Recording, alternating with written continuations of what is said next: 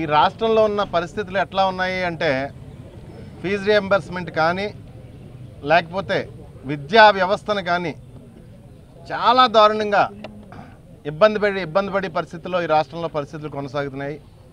దాని గురించి జగన్ గారు ప్రశ్నించడంలో భాగంగానే ఈ ఉద్యమం. అదేవిధంగా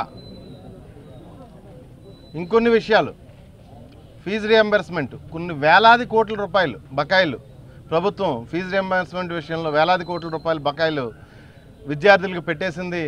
కానీ ప్రభుత్వం ఏమాత్రం సమాధానం చెప్పకుండా మౌనంగా వారానికి ఒక ఈవెంట్ చొప్పున ఏదో ఈవెంట్ మేనేజ్మెంట్ చేస్తున్నట్టు, ప్రభుత్వం ఏదో ఈవెంట్ మేనేజ్మెంట్ చేస్తున్నారు తప్పించి, లేకపోతే టాపిక్ డైవర్షను ప్రజల్ని డైవర్ట్ చేసి ఉద్దేశంతో ఈ విషయాల మీద వాళ్ళు అమలు చేయని హామీల మీద ప్రజల్ని డైవర్ట్ చేసి ఉద్దేశాలతో చేస్తున్నారు తప్పిస్తే ఈ రాష్ట్రంలో వైఎస్ఆర్ కాంగ్రెస్ పార్టీ ఏకైక ప్రతిపక్షం. వైఎస్ఆర్ కాంగ్రెస్ పార్టీ నాయకుడు జగన్మోహన్ రెడ్డి గారు ఏకైక నాయకుడు. ఈ రాష్ట్రంలో ప్రజల తరపున, విద్యార్థుల తరపున, మహిళల తరపున, రైతుల తరపున ప్రశ్నించే ఏకైక నాయకుడు వైఎస్ జగన్మోహన్ రెడ్డి గారు. ఈ రాష్ట్రంలో పరిస్థితులు చూస్తుంటే వైఎస్ జగన్మోహన్ రెడ్డి గారిని ఏదో విధంగా ఎలిమినేట్ చేసేవాలి, ఆయన వాయిస్ ప్రజల్లోకి వెళ్ళకూడదు, ప్రజల తరపున ఆయన ప్రశ్నించకూడదు, ఈ రాష్ట్ర ప్రజలకి వైఎస్ జగన్మోహన్ రెడ్డి గారి తరపున ఏ రకమైన సహాయ సహకారాలు అందకుండా, భద్రత కూడా అందకుండా వైఎస్ జగన్మోహన్ రెడ్డి గారిని ఎలిమినేట్ చేసేసి ఉద్దేశంతోనే తెలుగుదేశం పార్టీ కానీ ప్రతిపక్ష నాయకుల మాటలు కానీ కనిపిస్తున్నాయి. ఒక స్ట్రాటజీ ప్రకారం వాళ్ళ మాటలు. జగన్మోహన్ రెడ్డి గారు ఒక పెద్ద ఆయన అంటారు, ఉమ్మడి తూర్పుగోదావరి జిల్లాలో ఒక పెద్ద ఆయన. జగన్మోహన్ రెడ్డి గారు తలకాయ నరికేస్తానంటారు. ఏంటండి మీ వయసు ఏంటి, మీ మాటలు ఏంటి? బుచ్చి చౌదరి గారు 80 సంవత్సరాల వయసులో ఈ మాటలు మీకు అవసరమా? ఇటువంటి మాటలు ఒక మాజీ ముఖ్యమంత్రి గారిని పట్టుకుని తలకాయ నరికేస్తాననే మాటలు మీకు అవసరమా ఈ వయసులోని? మీకు ఇంగిత జ్ఞానం లేదా బుచ్చి చౌదరి గారు? మీకు బుద్ధి లేదా బుచ్చి చౌదరి గారు అని చెప్పేసి నేను మిమ్మల్ని అడుగుతున్నాను.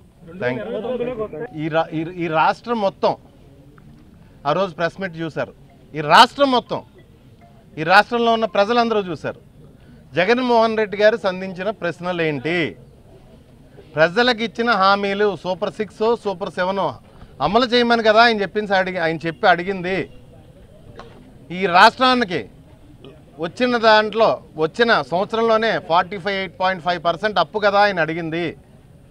ఈ రాష్ట్ర సమస్యల మీద ఆయన ప్రెస్ మీట్ పెడితే అందులో ఒక విలేకరు సోదరుడు జగన్మోహన్ రెడ్డి గారిని ఎవరో ఒక తెలుగుదేశం కార్యకర్త మీ ర్యాలీలో రప్పా అని బోర్డు పెట్టుకున్నాడు అని చెప్పి ఏంటి తెలుగుదేశం వాళ్ళు అని చెప్పేసి ప్రశ్నిస్తే జగన్మోహన్ రెడ్డి గారు దానికి సమాధానం చెప్పారు. అంతేగాని ఆయన ఏం మాట్లాడారు, దానికి ఏం సమాధానం చెప్పారు? ఆయన తెలుగుదేశం పార్టీ కార్యకర్త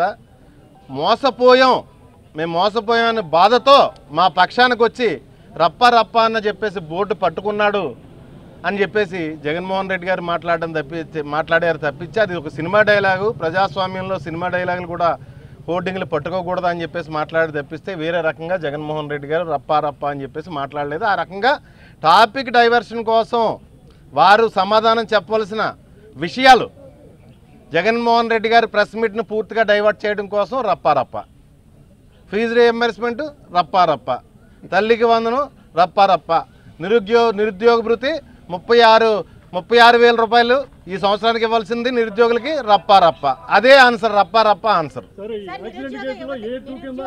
మీరు గమనించారా లేదో, జగన్మోహన్ రెడ్డి గారు కార్యక్రమంలో తెలుగుదేశం పార్టీ పరిస్థితి ఎట్లా ఉంటుందంటే వారే వెళ్తారు కోర్టుకి, వారే టాపిక్ డైవర్ట్ చేస్తారు. మేము నిరుద్యోగులకు ఇచ్చిన హామీల కోసం మేము పోరాటం చేస్తుంటే మేము కోర్టుకి వెళ్ళడం ఏంటమ్మా? వారే వెళ్తారో వాళ్ళే డైవర్ట్ చేస్తారు.